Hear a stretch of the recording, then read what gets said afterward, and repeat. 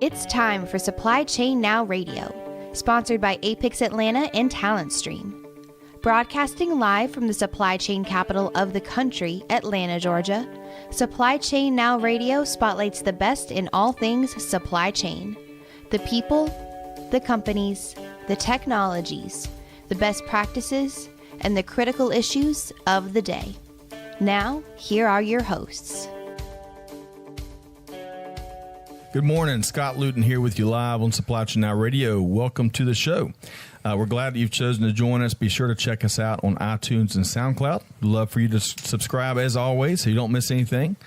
Or if you're listening to us on a replay and you want to listen live next time, venture over to supplychainnowradio.com. You'll find a big red button up at the top of the main page, which usually lists our next live show, and we'll make it really easy for you to tune in. So let's say good morning on this rainy Friday morning here in Atlanta to my talented co-hosts on another edition of our hashtag Supply Chain City series here on Supply Chain Now Radio. Good morning, Ben Harris, Director of Supply Chain Ecosystem Expansion with the Metro Atlanta Chamber. Good morning, Scott. Good to be here. Man, I feel like we have been in the same room all week this week. We have indeed. Had a lot going on. I can't wait to talk all about that. Absolutely. It's been Supply Chain Week here for sure in Georgia. And Will Haraway, good morning, founder and chief evangelist with Backbeat Marketing. How are you, Will? I'm doing great. And we don't always say this on every show, but Ben and Will both serve on the Apex Atlanta Executive Advisory Board, where we appreciate their leadership and their service. And glad to again spend so much time with you both this week. It's been a fun week. Been very fun. So before we tackle some of the top things known in supply chain now, let's welcome our featured guest today. We're going to be interviewing. First off, we have Larry Fast, the Southeast Region Director with the Association for Manufacturing Excellence. Good morning, Larry. Good morning. Glad to be here. Glad to have you here. I've enjoyed learning about your week in the warm-up conversation. And also, Blaine Milor, Director of Digital Supply Network at the Clorox Company. Good morning, Blaine. Good morning. Thank you for having me. Glad to have you here as well. And looking forward to picking your brains on a variety of topics here momentarily. So as we talk about some of the top things known in supply chain now, we've had a big week here in Georgia for the supply chain industry. We had a sold-out Atlanta Supply Chain Awards luncheon on Tuesday. We had a sold-out Georgia Logistics Summit up in Cartersville yesterday. And I'd love to get y'all's takeaways, a couple takeaways I had from these events. Ben, we had Kevin Heath, Chief Procurement Officer for Georgia Pacific, was our keynote Tuesday, right? Yep. And our own Ben Harris had a fireside chat with Kevin, focused on a couple of themes, but certainly innovation, right? Yep. Big theme there. And one of the cool quotes that came out of that chat, which I thought you did a great job, by the way, is Kevin mentioned instead of falling in love with the solution, fall in love with the problem. Mm-hmm. Yeah, no, absolutely. And especially that's highlighted with what they're doing at their Point A Center for Supply Chain Innovation. I think, they looked, and we've had Kevin on the show before. Obviously, he's been a guest here, and he kind of talked about what they were doing with Point A. But as they kind of looked at what they were doing around supply chain and procurement and so forth, and these were, problems that they couldn't go solve on their own. They had to go out to industry and bring on members and maybe even some competitors in that space to talk about, what are these common challenges in supply chain and how do we go solve them, together, basically. Progressive collaboration in supply chain is what I love about the Point A. And then we're going to be doing a live podcast from Point A at some point real soon. Now that we've gotten kind of past Tuesday, which is a big project, Supply Chain Now Radio and Backbeat Marketing and the Chamber all were vested partners in that award show. But going back to something to this quote from Kevin, I think as leaders, oftentimes we can be head over feet about particular solutions. That this is going to solve all of our ills, right? But oftentimes it can be kind of smoke and mirrors because it doesn't address the root cause of the problem, right? Yep. And Kevin kind of touched on that, and I love how he was encouraging folks to be more passionate about the problem first. One other takeaway from Tuesday, and Will, I know you had a front row seat, like all of us did. Mm-hmm. As folks stood up and accepted that award, some of the stories and remarks, I think of ATLFreight.com that talked about a second chance company. And the folks from the ITI, the task force that tackled trachoma. I was going to mention that one. Yeah, that was very Carla impressive. Johnson. Yeah, Carla Absolutely. Johnson, and The Task Force for Global Health there. Yes, and thank you very much for that clarification. They are, and when you think about the supply chain in a space like that, it's literally life and death, or Yeah. at least sight or no sight. Right. It brings a whole new level of the noble mission to this profession. So I enjoyed. I wish we'd given each of them an hour to tell their For sure. stories, and maybe Right. next year we'll have on the podcast and get some of those stories out. But just a very rewarding day. Yeah, and also, I don't remember the gentleman's name, but Ben and I spoke about this yesterday. I loved the TED Talk that the gentleman from Wanish Kabaj, UPS. from UPS did on transportation and the correlations to the human body. Honestly, the way that it was a very, very good presentation, and certainly apropos for anyone that's lived in Atlanta for any amount of time. Just talking about traffic and moving around the city, moving around any urban city. It was inspiring, really. It really was. In fact, we're going to add that. There's a link to that speech. We'll put it in the show notes. Wanish Kabaj is a senior marketing leader with UPS. And to Will, to your point, he showed video. His analogy was how can we eliminate all this waste in our transportation infrastructure in particular. And he focused heavily on traffic. And he compared it to the human body, who is extremely efficient, and kind of the flow, the vascular system. It was really a neat, very creative analogy. At first I was like, okay, and then as it laid it out and then packaged it, it really made a lot of sense. Yeah. So we'll link that to his TED Talk in the show pages. And one last note on the awards: we've got a press release going out next week. Yep. Big, incredible friends over there at the Backbeat Marketing team, which we're really appreciative as a media partner for our Supply Chain Awards. They're putting it together as we speak, man. Right fantastic. Hot. A lot of energy in that room for the first year event. And, winners, which we'll talk about later, from, Haverty's to ATLfreight.com to the ITI initiative and the Task Force for Public Health, UPS, you name it. And it was a perfect capture in my mind of the unique type of a collaboration that's in this city, in this area. So it was really neat to be a part of, and looking forward to building on that for next year. Building on the success, for sure. That's right. It was a triumph. So we could talk for the next 6 hours on Tuesday, but we're going to move forward because we've got two outstanding guests to get to. But real quick, yesterday was the Georgia Logistics Summit, which is in its 11th year. Will and Ben and I and several others from the team, Ashley and lots of Talent Stream members were all out there. Yeah. Well, a lot of people were. It was sold out at 400 people up in Cartersville. And we talked about the ARP, the Appalachian Regional Port, right? Yeah. Now, as our listeners know, many states have implemented an inland port strategy, right? It's not just Georgia. Georgia just has had a successful first one here with ARP, and they're going to double down in Gainesville, where our friend Larry Fast hails from. But not only does it help, so e-commerce is a big driver. We've talked about that before. So not only does these inland ports help satisfy those same-day, 2-day delivery commitments, right? It's the expectation these days. But, of course, it's taking trucks and traffic off the already congested roads, which we can all appreciate, right? What was the stat around that? It was about 50,000 trucks a year, at least, I think, is to start. And that's just one of the inland ports, not to mention both. It was overwhelming figures. Yeah. And I was going to touch on some of the things that we had gleaned around the driver challenges. But before I do, any other key, what was y'all's favorite part of the day yesterday? Favorite panel moment, speaker?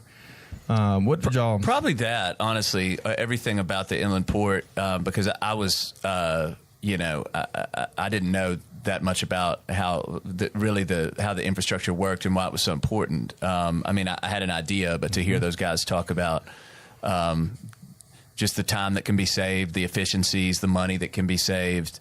It makes total sense once you hear it laid out, but I didn't quite get it until I saw it presented. So that was definitely it. And the bit about Chattanooga being our biggest port city or whatever. I didn't know they were in the state, but I liked the analogy anyway. Kind of counterintuitive there, but hey. Well, I'm from Memphis, which is Memphis, Tennessee, so I understood what they were trying to say. There you go. Yeah, we get it. Very clever.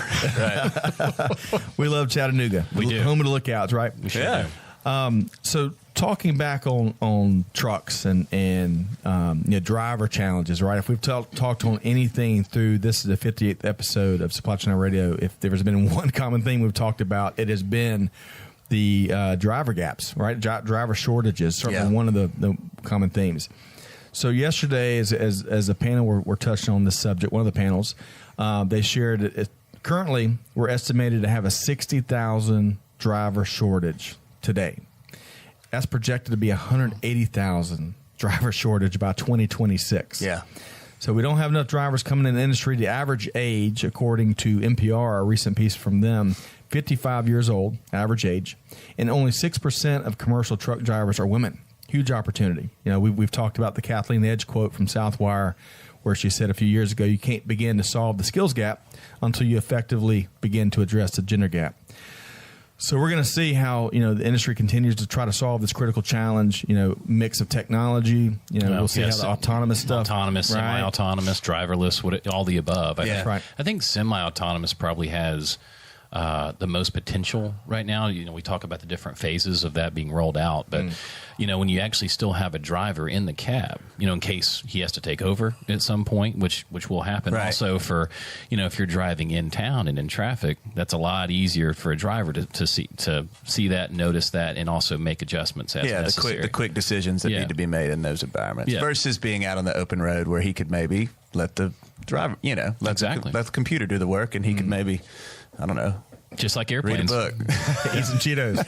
Well, it's just like we have with, you know, seriously, like, you know, commercial airplane pilots Exactly. right now. They do a lot of takeoff and landing, but most of the stuff in between is done by computer. So Yeah. Well, you know, another topic we talked about Wednesday, not to change gears, but right before we dive in with Larry Fast, is we talked about cyber, you know, in this age of digital innovation and IoT and all this other cool stuff, cybersecurity, right? How as we progress, it opens up new ways of folks doing that want to do bad things. And so when I think of, hopefully we see that this addressed with autonomous and semi-autonomous, and how these vehicles get connected to the, you know, the World Wide Web, the Internet Internet of Things also. Yeah, IoT. How can we prevent those certain folks that want to do ill will from being able to penetrate this critical part? You know, driving on 285 with the family, we're already going to have to overcome the hurdle of the driverless vehicle.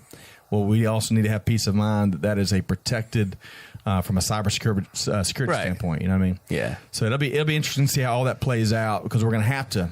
I mean, these shortages. I mean, there's no magic wand. Well, you know, there was an interesting moment that Ben and I were sitting together, and we noticed it when it happened. Was towards the end of the Q&A for the panel, right? And it was a college student stood up, and she was an upper level college student, like a junior or a senior, and she remarked on the fact that she had been unaware, really, of the depth of the logistics industry and the supply chain industry until like 6 months before. Like, just was not aware of it and starting to understand the opportunities of it. And we actually joked that her professor, who was up there, probably seeded that question. And if so, good for her. That was smart marketing, and we like that. We got to tackle. But you illustrate the challenge we got to tackle. But yeah, that is the challenge, and I wonder how much of that is continuing to seep out, because we have been talking about the driver shortage really as long as I've been in supply chain. I remember talking about that literally 12 years ago. You know, so and one of the panelists brought up the fact that a lot of people aren't aware of, you know, that some of these truck drivers make $200,000 a year. You know, and it's like all these. And that goes back to, if you ever listen to Mike Rowe, you know, and his whole thing Dirty about dirty jobs and blue collar work. And I've heard him speak, and I know some of you guys have too, where he talks about, you know, students going into this massive level of debt for college, and they're not aware that you can make $150,000 out of college if you learn how to be a welder. You know what I mean? Well, you know, one of the little twists on what you're saying here is, the latest copy of Supply Chain Quarterly, which comes out from our friends at CSCMP. Yep, it's a good one. The editorial director, David Maloney, had perspective early in the magazine, and he talks about how a lot of the technologies that are all the rage now, like blockchain. Blockchain was actually, the technology itself was developed in 1991, but the application to use it is fairly recent, and how it's being used now, and how it's revolutionizing the industry. Anyway, the main theme from his article is that it's not necessarily when the technology is developed; it's when the right application timing comes to the market and it can be used in a different way. So really interesting piece to kind of talk different twist on what you're saying. Well, Did Al Gore invent blockchain too? Maybe. Ouch. Let's check with Malcolm. Let's see. And let's talk tariffs next. Will.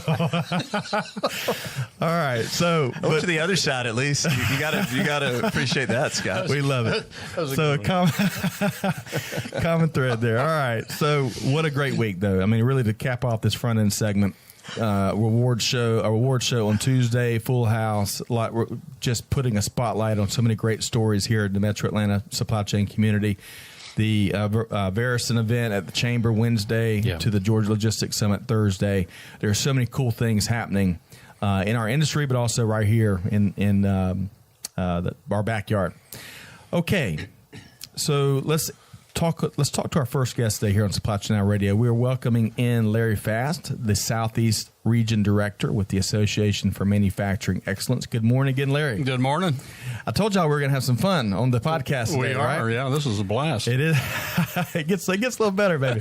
All right. So Larry, before we dive into the AME, which I've been a member with a couple different times and I've really enjoyed my experiences there. We've got a big up-and-coming event coming up. Before we get to that, tell us a little bit about yourself. Well, I'm an Indiana University graduate, business management degree. Go Hoosiers. Go Hoosiers. Yeah. Big time of year. Yeah, well, we've had better times. Okay.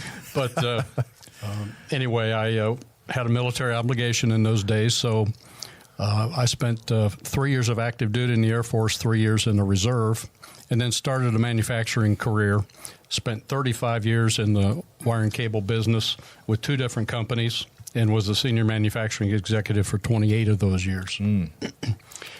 Since retirement in 2007, I've authored a book called The 12 Principles of Manufacturing Excellence. Bestseller? Bestseller. It's fantastic. And sold enough that they wanted to do a second edition. So that was published in 2015. So that was an arduous task. Took 2 winters to do it. Oh. But it's really gratifying. 2 Indiana winners or 2 Georgian winners? Actually, they were Colorado winners. Oh, okay. Yeah, I was real at ones. I was at our place in Winter Park, Colorado, riding while I looked at the Rockies. So it was sounds dirty. kinda It was nice. dirty work. You know. Well, now you also, beyond the books, which is a huge feat, and a lot of folks don't get asked back to do a second edition, so what an honor there. Now, you also write for Industry Week online magazine too, right? I've been doing that for 5 years or so, and writing a column called Ask the Expert. We deal with leadership kinds of questions, lean manufacturing kinds of questions, and it's been very well received. A lot of fun to do it. Yep. And so we're going to talk about AME in a second, but you were sharing in the warm-up conversation some of your most rewarding volunteer work that you've ever done, and you're just getting back from a trip to Indiana. Tell us really quickly about what you're doing there. Well, I was trying to find a way to pay it forward in my hometown, which has been hit with a severe depression the last 3 or 4 decades. So I've teamed up with the high school there. We have transformed what used to be a manufacturing lab into an advanced manufacturing center. They've got new CNC equipment, some other things. We also create a scholarship for those blue-collar kind of kids that are seeking a good paying job sufficient to support a family, but don't have any real college ambition. They want the skills training. So we've got harmonized classes between the high school and a technical school that's about 25 miles away, and they can transfer as much as 1 semester's work from the high school directly to the technical school. So really rewarding work. It's great working with students. Believe it or not, even teenagers have really absorbed and applied. Just so proud of them. Absolutely. Well, that I applaud your efforts. We need more folks like you that have been there and done it, that want to pay back and really invest into building the pipeline coming in the industry, because we all know whether it's driver shortages or just manufacturing talent or supply chain will, to your point. And we got to plant these seeds of awareness so folks know there's lucrative careers available in these industries. So thanks for what you do, and we look forward to getting an update soon. So let's switch gears over to AME, the Association for Manufacturing Excellence. Tell us a little bit about the organization. Well, AME was founded in 1984, so it's been around for a while. There were 7 kind of early continuous improvement zealots that created the association. I only know two of those personally. One of them is Robert Doc Hall. Many of you may have heard that name. He really made the global picture with his book Zero Inventory back in the day, and has just done tremendous work over the years on behalf of AME. The other gentleman is a former member on our board from Tennessee, and his name escapes me at the moment. So I'll call you Tuesday. Yeah. Okay. Well, so AME's been around for a while, and from my involvement, Larry, it's really dedicated to sharing best practices and proliferating manufacturing excellence and success to folks that are in the industry, folks that maybe want to get in the industry. It's been really a fascinating organization to be a part of. They've really evolved a lot, and there's only 15 salaried people at the headquarters in the Chicago area. All the rest are just thousands and thousands of volunteers that put on the workshops, put on the Lean Summits, the International Conference, and so forth. So their tagline is learn, share, and grow. It's really an organization to educate and train people at either the beginning, intermediate, or advanced levels. Yep. One of the last times you and I collaborated together was when AME came to Atlanta, probably 3 or 4 years ago, and we were hosted by Chick-fil-A's Hatch, which is their innovation center. Which now, at the time, it was kind of they weren't marketing it just yet, like a lot of companies at the time. But now it's they're opening doors much more so and inviting folks in, and they gave us a great tour, and we had a lot of great conversations around sharing best practices, and so it's really neat to collaborate with you on that.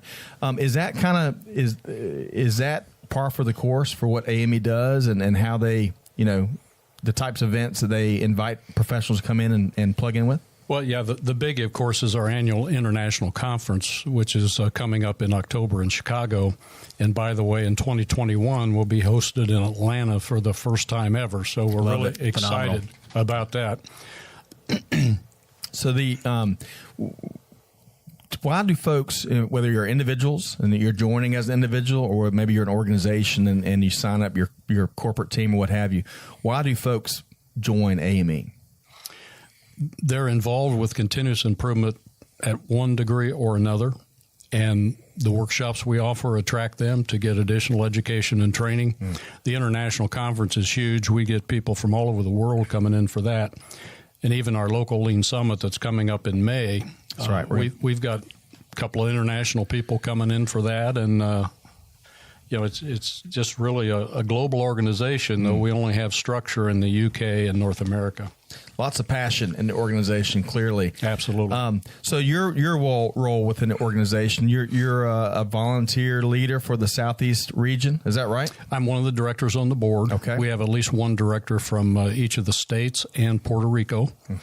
And been on the board 10 years. I've served as a program chair and a membership chair a few times. And the programs chair for our Lean Summit coming up in May. That's right. So let's go ahead and talk about that. That's Supply Chain Now Radio is pleased to be a media partner and sponsor of that event. And we were getting a quick update from you earlier in the warm-up, and it seems like registration has been brisk, and folks have really... It has. We're very pleased with the start we're off to with registrations. The event is being held May 6th to the 9th. And you will get more opportunity to learn in less than 72 hours than you ever thought possible. We're going to start on Monday afternoon at 5 o'clock with a welcoming reception. We've got exhibitors and sponsors that will be there, of course, including Supply Chain Now. Yeah, that's right. So we're excited about that. Then on Tuesday, every attendee gets the opportunity to take 2 plant tours in the greater Atlanta area. We have a total of 15 tours during the event, 13 companies represented. So there's a rich mix, Harrius Quartz of North America, Ingersoll Rand / Train, Caterpillar, ZF, Packaging Specialties of Georgia, Power Partners, to name a few. And then Wednesday is all-day workshops, and there are 6 of those, which cover a broad range of topics from kata to leadership, creating metrics, and so forth. There's going to be something there for everybody. We've got 2 keynote speakers, Mark Braun and Crystal Davis, that will both be great to listen to and share their vast experiences. The cost is $9.95 per AME member and $10.95 for a non-member. Okay. Lots of learning, sharing, and growing seems like it's going on at the conference here. Absolutely. So what, so plant tours clearly as one of the big reasons that folks come out, and we all, I think in this room, can really appreciate plant tours. Larry, in your words, why are plant tours so important to driving continuous improvement and benchmarking and all that good stuff? I guess I would answer by asking the question: how many of you have ever been in a factory and didn't learn anything? Great. So as good an operation as you have, whether you're in advanced stages or beginning, you're always going to find a new idea. So, that's just the best way to get exposure to other kinds of thinking that hasn't been brought to your staff table yet. Yep. The power to see and to hear and exchange and ask questions, Absolutely. We're taking, so Apex Atlanta is working with UGA's supply chain program professors, and we've got a tour set with Caterpillar, which I know is on the list of tours for the Lean Atlanta Summit. Right. We're taking college students into what probably will be their first plant tour ever. And so to your point, because you can understand, you can read it, and not to pick on anyone in academia, but you can read it in a book, you can hear about it, you can tune into a podcast about it, but until you see it, until you see the workers and the process and the pieces and just the flow, you got to experience it. You to bet. Your point, yeah. You bet. So now the Lean Summit, May 6th through the 9th here in Atlanta.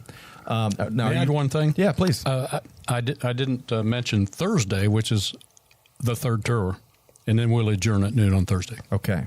And are you going to be giving a presentation as part of Lean Summit? I am not. As a program chair, I'm going to be checking in on all 6 of them. Oh, okay. Making sure we're taking good care of our speakers and our attendees. And we've got limited space, right? So we're limited to about 200 people. So this is not, if you want to get a seat, you better act sooner rather than later, right? That's right. And we are, as Larry mentioned, we're going to be broadcasting live that night of the networking dinner, Monday, May 6th. And we're looking forward to that, and we'll be announcing our lineup of interviews in the next couple of weeks.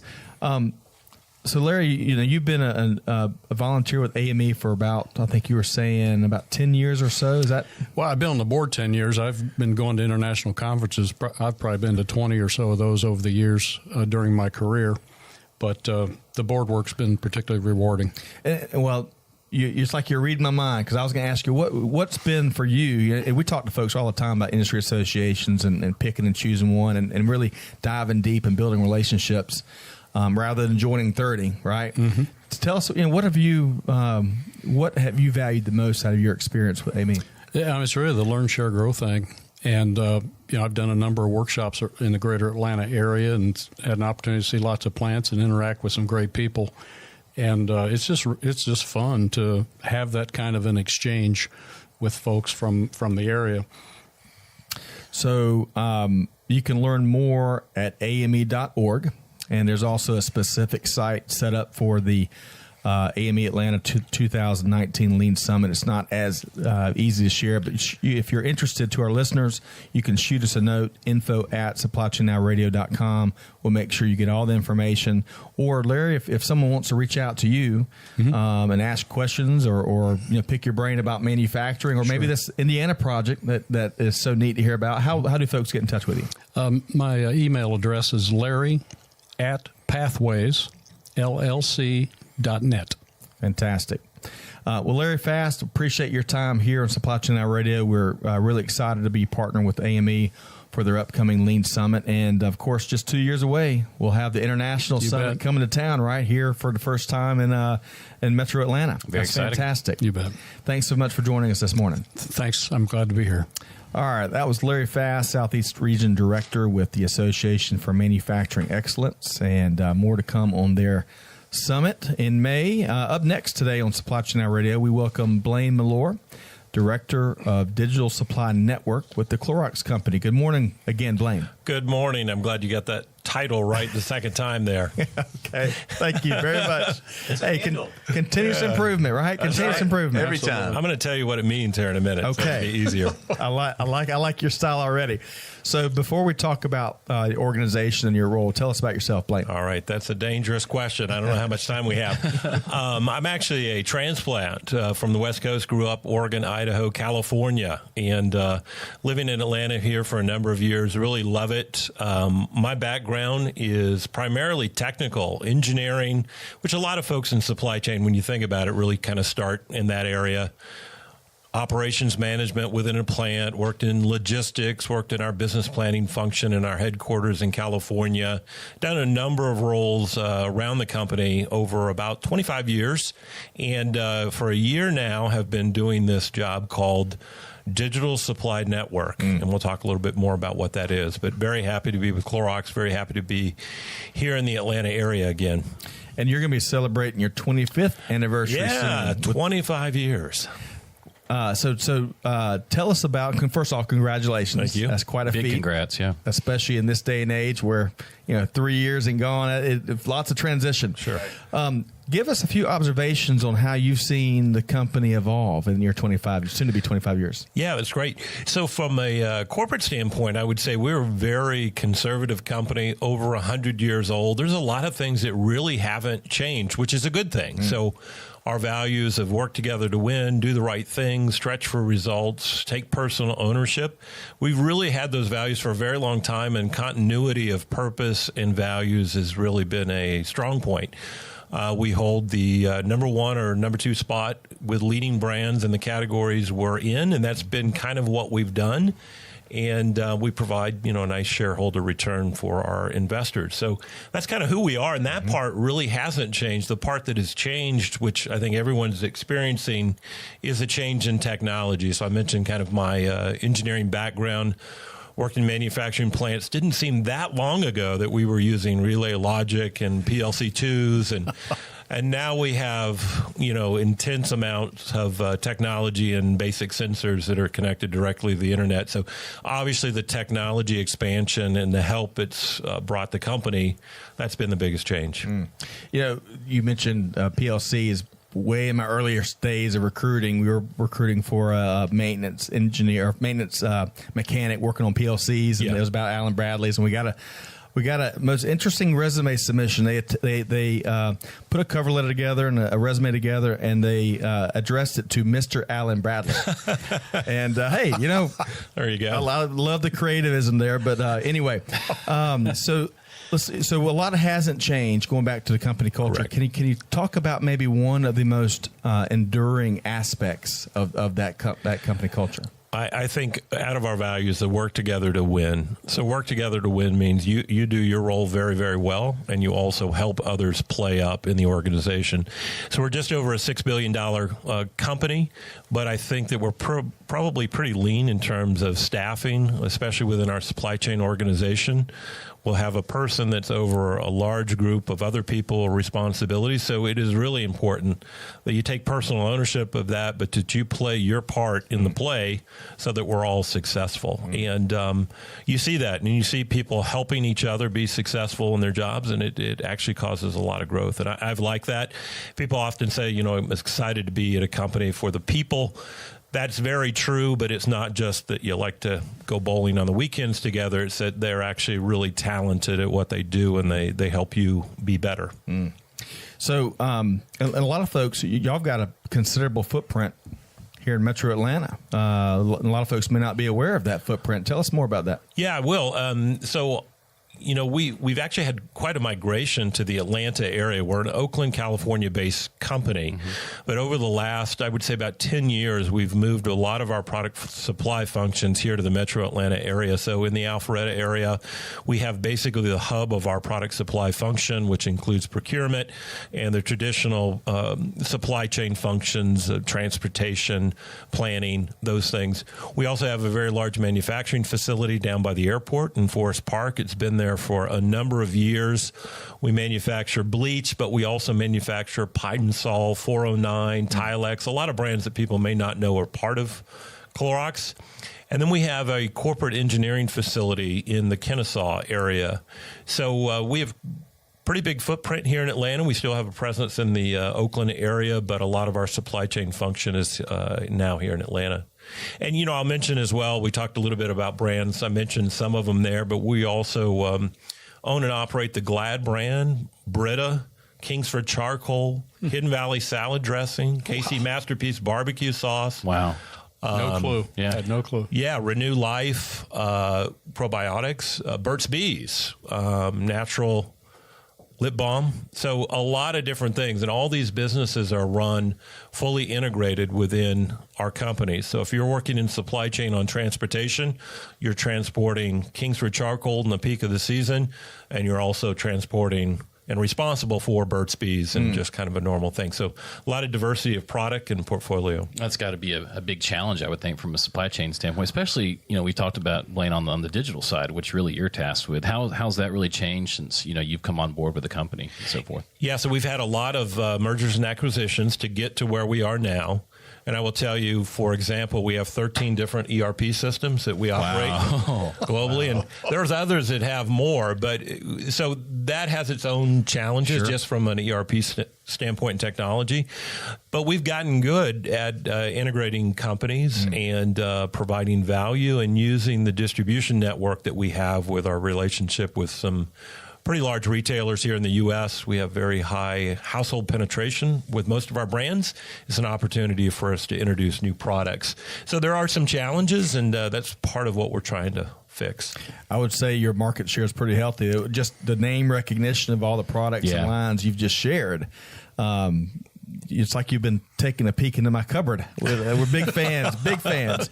Hidden Valley Ranch, we go through that quite a bit. Anyway, so let's talk about, you've described what must be a pretty impressive, incredible supply chain organization at the Clorox company. Let's talk about some of y'all's current priorities when it comes to the supply chain at Clorox. Great. So that's really what I've been tasked with. I've been in this role about 12 months. And if we look at our supply chain right now, we have aging technology that we use to run our supply chain. So our current version of our ERP system is about 15 years old. Our transportation management software is about 12 years old. And I could go down the list. And a lot of these things are not supported anymore. They're reaching end of life.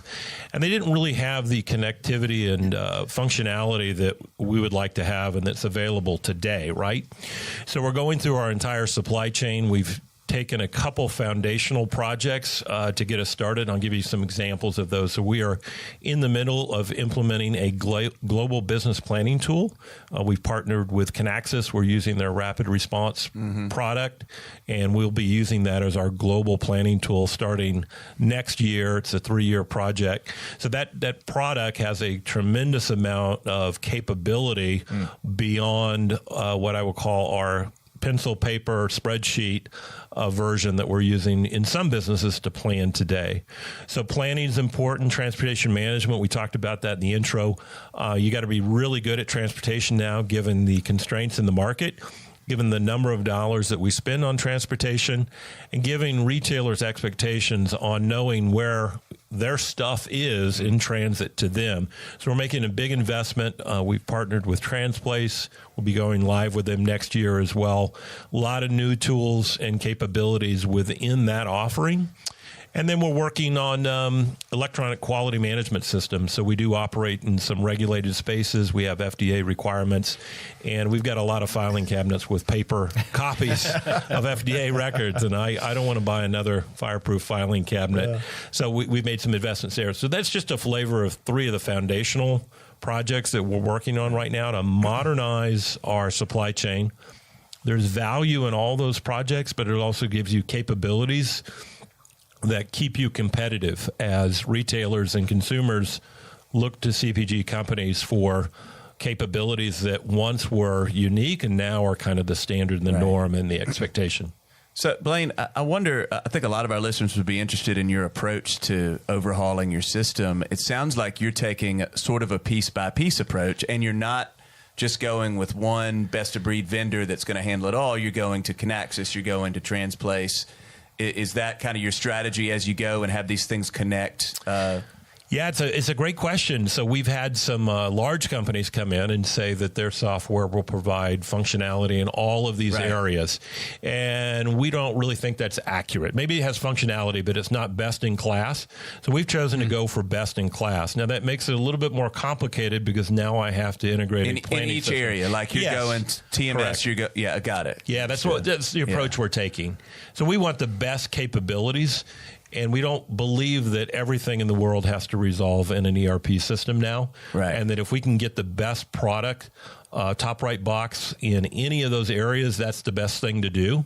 And it's a little bit more painful because you have to do multiple integrations to different systems. But at the end of the day, we want the best tools and technologies to run the supply chain. Right. And I guess, and what's funny is I'm sure you're finding that everybody will promise that everything can integrate with everything else. Correct. Exactly. It's no problem. Oh, yeah. We got that handled. Just call your IT guy. Yeah. I was just curious too. What are some of the other driving factors and influencers that are you using to make some of those decisions? Analyst firms. Yeah. So we use some external consultants to kind of help us, Gartner, the traditional supply chain experts, to say who's the best in class. Right. But a little bit of this is kind of blazing your own trail here. So as we go out and we do benchmarking and we look for a CPG company that has a totally connected digital supply chain, I haven't found one yet. Yeah. Maybe some other industries, but people are at different stages. People are further along than others. People are at the same place. There's really no one way to do it, and we're charting our own course here. And the driver, again, is to remain competitive, to be able to answer simple questions from retailers when your R&D departments work really hard on developing a product, your salesperson has sold it in, and the retailer calls and says, hey, I want 10% more on a promotion. I need to be able to answer that question in real time versus kind of phone a friend right now and call the plant, call the warehouse, call the truck, find the stuff. I need real-time visibility to everything going on in my supply chain. So that begs another question. If you're looking for that kind of real-time visibility, how are you going to get that with all of the disparate vendors working on different pieces of your supply chain? Yeah, it's a great question. So I think most of the software packages have their own control tower or dashboard, and I'll use that term loosely here within the package. So if I'm interested in something going on in transportation, I certainly have a macro level view. I will have when we go live of everything happening in transportation in that system. The same with planning system and quality management. My view is that I capstone all of this with a supply chain wide control tower software where I can see all these elements concurrently. And I haven't found the unlock for that yet in terms of product or capability, but I'm looking for that. Yeah. Okay. I was going to ask one question about also, with these technologies, when it comes to the cloud and so forth. And Larry, I'd love for you to weigh in on this too. When you see that from a manufacturing and execution systems and so forth and ERP, are you seeing most companies out there being a lot more receptive to the cloud, and whether it's public or private cloud and so forth? I would say so. Yeah. In fact, there's just so much in the news now about, IIoT 4.0 kind of stuff. Yeah. The things Blaine's talking about, I mean, you're stepping up the state of the art with that kind of thinking. So it's great stuff. How about for Clorox specifically, Blaine? Well, I think it's in one way we're there. So all the applications that I mentioned earlier are cloud-based, and we're not going to bring them inside. We're not going to customize them. That's been a problem. We don't have to. They're out of the box, which is great.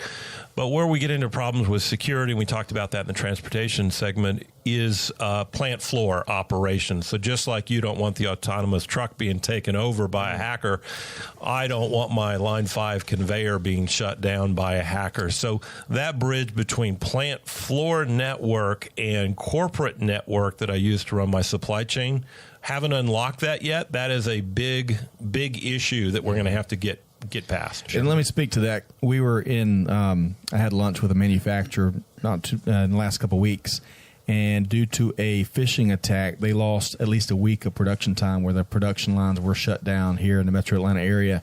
And, that's a scary thing, especially, and we talked about this on Tuesday. I think I incorporate this in every conversation I'm having because, we're all getting these emails each day with folks that are attempting to get us to click or open an attachment or what have you, and they're getting savvier and savvier and savvier. And so as a manufacturer, that would be a big fear of not just getting personal data and information compromised, but also losing production time, losing control of things. Absolutely. There's certainly a health and safety aspect of it as well. As you think about the control systems that you use to handle wastewater treatment at your facilities, palletizers, there's AGVs, there's a huge question there, and I'm not really sure we've got the answer yet. So our first goal here is the traditional supply chain tools around transportation planning, warehouse management. As we get into the manufacturing space, I think the real unlock is connecting those manufacturing systems to everything else. So now my person in the planning department can really see how their urgent order for Costco is being run online, whatever, in a plant somewhere in real time. And it's not... not to put Clorox on the spot in terms of having all the answers when it comes to cybersecurity. Every company is trying to figure this out these days, whether you're in manufacturing or whether you're logistics or whether you're professional services. Folks that want to put a ransom out there or do other things, it's just prevalent. All right, so I hate to shift gears from this very interesting kind of the foundational phase of Clorox's digital transformation, but I do want to talk sustainability because recently Clorox was ranked number 7 on Barron's 100 most sustainable U.S. companies list, which is impressive alone, but number 1 amongst consumer packaged goods, so CPG. So can you share a couple of things that that Clorox is doing that has led to those types of rankings? Yes, I'll give you 2 categories as we think about sustainability. And the first is really kind of impact to community and what we're doing to help folks in the communities that we operate. We have a very strong Clorox Foundation where between the company and employees, we've given over $20 million last year to different organizations that need help. So you'll see that we're very involved in the community.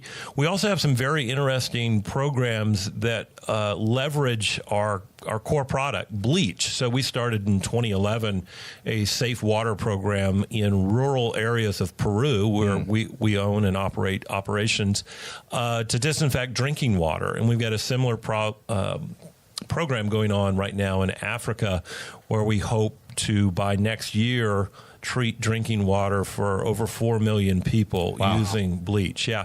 So there's a lot that we're doing and have done in the community.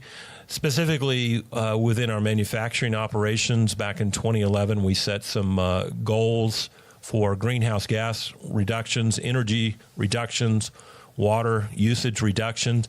And they were pretty strong, 20% and higher. And today, even though we're a year away from the end of our goal, we've done a lot. And in most cases, we're ahead of our 2020 goals in all those categories. And a lot of that is just grassroots efforts done by great people in our plant locations here in the U.S. and internationally, working on getting to zero landfill distribution and working internally within their own organization to reduce water use, energy use. And so that's been a part of the company for a very long time. And I think, over the years, as we've got into businesses like Burt's Bees, who really are all about natural, they've helped us on our journey to where we knew we wanted to go originally. Well, one of the common threads I've really can appreciate in this show is from Clorox and from Larry and your community involvement is just giving back. And when I hear numbers like 20 million and I hear Peru and Africa, it's not just, the small things. These are efforts that are really largely moving the needle for, you said 4 million people in Africa? 4 million, yeah. Clean drink, and something we take advantage or take for granted every day is being able to, drink whatever comes out of the faucet. You don't even think about it. Yeah. And so I really appreciate what Clorox is doing in that regard at home and abroad. So, kind of shifting gears from sustainability as we wrap up this segment. Let's talk about a couple other trends in manufacturing that you're kind of keeping your finger on the pulse of, Blaine. Yeah, so certainly I would say it's a continued trend around understanding what's going on in your operations. So I know Larry knows a lot more about lean than I do. We've been on a lean journey for a number of years now, but what we're finding is there are new tools and technologies that we can leverage to help us further drive out loss and improve reliability within our organization. So we're getting deeper into that right now, and one of the programs that I'm trying to incorporate into to our overall digital supply network journey is more investment in manufacturing execution technology. So if you look at our operations today, we'll have a system that focuses on leads. We'll have a different disconnected plant quality system that uses statistical process control. I want something that can tie all of these things together. I want to incorporate wearables for quality, inventory. So there's a ton of technology out there that is new that we can use in the plant floor to help us improve reliability and drive out loss in our manufacturing organization. It may be a shorter list. What are y'all not doing to drive the organization forward? I mean, it's just the trend, the digital transformation that you're talking to. That's such a large project in and of itself, and then to hear about some of the sustainability and some of the traditional, I'll call it, continuous improvement initiatives. Y'all are not staying still. You're not resting on your laurels. No, you really, really can't. So we have growth targets of 3 to 4% per year. Those don't come easy when you're a large company. We have profitability improvements each year. It's well-known public knowledge here that our product supply function delivers over $100 million a year in cost savings year over year. Yeah. That gets more difficult every year to look for new opportunities. So there's always something to do to drive value and to support incremental sales and volumes, whether it's through organic growth or acquisitions. A lot going on, but a lot of opportunity. And, part of it is supporting our brands as well. You don't stay around for 100 years with number one or number two brands without putting in some work and stretching for results, which are, part of our and getting some wins. You have to get some wins. Yeah, you got to have a lot of wins to stay number one or number two all the time. Well, appreciate you coming in today, as busy as you are. I know you've got a big project next week you're leading. Would love to have you back and really maybe do another check-in on this digital transformation project that you have. I think our listeners find that fascinating because we're all trying to move that ball forward in that space. That's such a common... there's so many people that are the software ages so fast in this era. 12 years ago, that was the best logistics and supply chain software you could have had. But it's 12 years old and it was working pretty good. But you've got to. So I think that's probably one of the things that our listeners are most interested in is like, how do you tackle something like that? And it sounds like you're tackling it piece by piece and trying to make the best decision on each link in the supply chain as you go. Yeah, it is a very common theme. And some folks that are outside of manufacturing and CPG have actually kind of outpaced us a little bit. We were talking a little bit earlier today about e-com and what Amazon has done for their supply chain, not even in the supply chain industry 20 years ago, and now completely connected supply chain from you can have any bit of information about what you want to buy, when you need to order it, how long it takes to get it, to a picture of it delivered to your doorstep. And that's for a, $12 box of light bulbs where, I'm selling truckloads of products that's $50,000, $60,000 in some cases. We need to be able to bring that kind of connectivity and visibility to the supply chain, to the manufacturing and CPG industry. That's great. Yeah, I was going to say, is that going to happen more for you guys, Blaine, as direct to consumer, for manufacturing becomes more and more? I mean, that's been one thing in the CPG sector that has really started to permeate is more direct to consumer. Is that something that you guys are really looking at hard? We do that on some of our businesses right now. So the healthcare, the Burt's and the Renew Life probiotics, we're already there. I don't know if that'll really happen for our core brands over time. But we want those capabilities to be able to go there if we need to go there. Even our relationship with Amazon requires more tools, technology, process on our side to handle what they want. So we're going to have you back. Great. We'll get an update on these projects. Happy to. Really have enjoyed your time with us. Blaine Mellor, Director, Digital Supply Network with the Clorox Company. Thanks so much, Blaine. Thank you. All right, what a show! What a show, man! We could dive into several extra hours, but we want to carve out a little bit of time here at the end to talk about some upcoming events. In particular, we want to throw this out there. So, on the heels of a successful first year Atlanta Supply Chain Awards, which there'll be some news about what we're going to do in 2020 soon enough. But part of the aim there was to create scholarships, at least so Apex Atlanta partnered with the Metro Atlanta Chamber, which partnered with the CSCMP Atlanta Roundtable. And part of that aim there was to create scholarships, especially for veterans that are looking to transition into supply chain. So we've already got some irons in the fire with some of our partners like Vetlanta and some other groups. But we really want to find veterans and some other folks that are in need and that really need that a certification, whether it's an APIC certification or whether it's the Great Leap program at Georgia Tech. Yep. Ben and Will, I know we all talked about that before. Phenomenal program. But we want to figure out how to these folks that have the need, we marry it with these resources that we're going to continue to grow. And so if you're listening to us, and especially if you're a veteran that is looking to transition into supply chain, or if you're maybe a veteran that's looking to kind of advance your career and you don't quite have the means to bootstrap that, send me a note to EVP for Executive Vice President at apixatlanta.org. On the heels of this event Tuesday, we've got some resources, and we want to go ahead and match that with a couple folks in need. So shoot us a note, and more information will come on that. Will, you were going to say something about I was just going to say, because we talked about it, and Malcolm actually sent this to me while the show was going on. So if you wanted to, he's good about it. I was going to give you a quick overview of our winners from Tuesday. Great. Okay, so we just talked about sustainability in the supply chain. So the Sustainability Excellence Award winner for the Atlanta Supply Chain Awards, that was Halstead International. Mm-hmm. Yep. Transportation Provider of the Year, that was ATLFreight.com. Freight Forwarder of the Year came to our friends down the street here in Glen Lake, UPS. Also host sponsor. Yep. The Sourcing Excellence Award, that was AAOP. They didn't come, as I remember, but somebody accepted it for them. It was RCOP. Yeah. It was. Yeah, it's the distribution arm of Arby's. Yeah, they were there. That's right. Oh, okay, now I remember. Sorry about that. So the Warehousing and Fulfillment Excellence Award, that was Huddle House. Yep. Great breakfast there. Supply Chain Innovation of the Year, that was our friends with Haverty's. Mm-hmm. Yep. Supply Chain Excellence, that was Exide was one. And the second Technologies and the ITI International Trachoma Initiative, which is the Task Force for Public Health. For Global Health. Global Health. God, I got that right. Blaine, I'm going to let you guess who in Atlanta won the Excellence in Supply Chain Aviation Award. Oh, wow.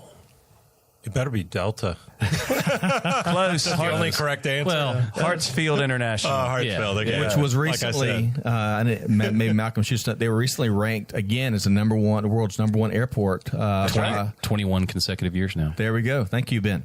And then the Supply Chain Pioneer Award was Don Ratliff at Georgia Tech. So we're always glad to see a true Georgia Tech pioneer and stalwart in the industry. He's just had a phenomenal career. Caps, thank you, Malcolm, and thank you, Will. Yeah, good job, Malcolm. So Don Ratliff, not only was he co-founder of CAPS Logistics, but he also was co-founder of the Georgia Tech Supply Chain Logistics Institute, which we partner with so much from an APICS and CSCMP and chamber standpoint. In fact, Tim Brown, who leads that, was part of the panel Wednesday night at the Verizon event, and that was really neat to collaborate with him once again this week.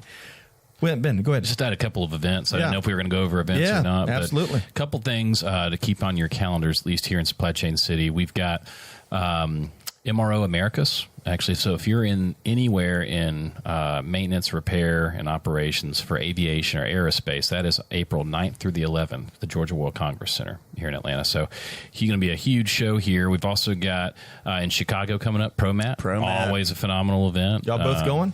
I'm going. I might be going. Working out the backbeat marketing private jet. Well, it's our spring break, too. I got to work that one out with the It is always a tough time. They seem to love spring break week. It's kind of the first or second week in April, so that's one other event. And then Transparency, which is FreightWaves event, of course, is coming up first week of May. What the Truck? We love their podcast. What the Truck, man? Love that. Literally, that's their podcast. That's on. Is that on XM or something? It's Sirius. Yeah, Sirius XM. Yeah, Sirius XM. Chad Prevost. They drink beer and talk trucking. I love it. Love it. And we're big fans here. Larry, you had you were going somewhere. Just want to put a cap on the 2019 Lean Summit here in Atlanta. Yep. Show up at the Wyndham Galleria in Atlanta at 3 o'clock to check in, 5 o'clock the opening reception, and we'll get you on your way home at noon on Thursday. Ladies and gentlemen, we only have, how many companies from Georgia signed up so far? Only one. Oh, wow. That's Folks, we can do better. We got 9 from California. This is Supply Chain City. Come on. That's right. So definitely, for Larry, you definitely need to and make what sure the congressman say yesterday, that we're the number one state to do business 6 years in a row. Yeah, 6 years in a row. 6 years in a row. Ric Flair territory. That's right. Oh, woo! There it is. Come on So- out, learn, share, and grow. So back on this lean side, that will sell out. That will sell out. So Georgia companies or companies in general, you're going to want to act sooner rather than later and get a seat, because just like the Supply Chain Awards Tuesday and the Summit Thursday, 2 months ago we didn't think we were going to sell out, and it, inevitably it did. So you need to act now.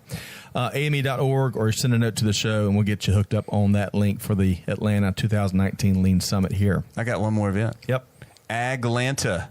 Great one. Great one. Aglanta. Now it's at the train. It's down Train depot. The train The freight depot. I've never been to it, but I'm intrigued. Right next to the state capitol. I'm going to go to it with my client Native, who provides supply chain for farms and back to farm to table restaurants and schools and all kinds of cool stuff. Yep. But yeah, that's the kind of thing they're talking about, sustainability and farm to table and all kinds of Urban farming. Urban Yeah. farming. Yeah. Huge. Yeah. Urban farming, urban supply That chain, is big topic. April the 14th and 15th. Thank you. Masters Sunday. So I don't know how well they'll do on Sunday, but Monday is going to be a huge day. Yeah. All right, well, as y'all can tell, as our listeners can tell, there's no shortage of events to come out in Atlanta. We're going to finish up with one more. We're a proud media partner of EFT's 3PL and Supply Chain Summit in Atlanta on June 10th through the 12th. Home run lineup speakers, Land O'Lakes, Uber Freight, Cisco, UPS, DHL Supply Chain, many more. You can check that out at EFT.com, or you can shoot us a note just at the going back to the EVP at apexatlanta.org email address. You can send us a note and we'll get you the information. And we are going to be broadcasting live from that event right here in Supply Chain City. So looking forward to that event in June. Okay. So one last listener's note, all the events that we just heard about, we're going to try to gather all those notes and put it on the dedicated show page and make it easier for our listeners to click and find the information. Of course, we've thrown out a variety of email addresses. Let us know how we can serve as a resource for you. Big thanks to our guest today, Larry Fast, Southeast Region Director with the Association for Manufacturing Excellence. Thanks so much, Larry. Thank you. Hit a home run as expected. 2 home runs today. Grand Slam. Blaine Malore, Director, Digital Supply Network with the Clorox Company. Thanks so much, Blaine. Thanks for having me. Really enjoyed your time with us as well. So be sure to check out other upcoming events, replays of our interviews, other resources at supplychainnow.radio.com. Find us on iTunes, SoundCloud. Would love for you to subscribe so you don't miss anything. And Will, last note before we sign off here. Yes. Where does the King of England keep his armies? This is what we're ending on. Where does the King of England keep his armies? I didn't know this was a Jeopardy show. I don't know. All right. In go his ahead. sleeveys. Oh, we're gonna get that laugh track. Dad joke. Love that. Gotta have dad jokes. So, on behalf of Ben Harris, Will Haraway, Malcolm, and the research team, the entire Supply Chain Now Radio team, this is Scott Luton wishing you a wonderful weekend, and hope to see you next time on Supply Chain Now Radio.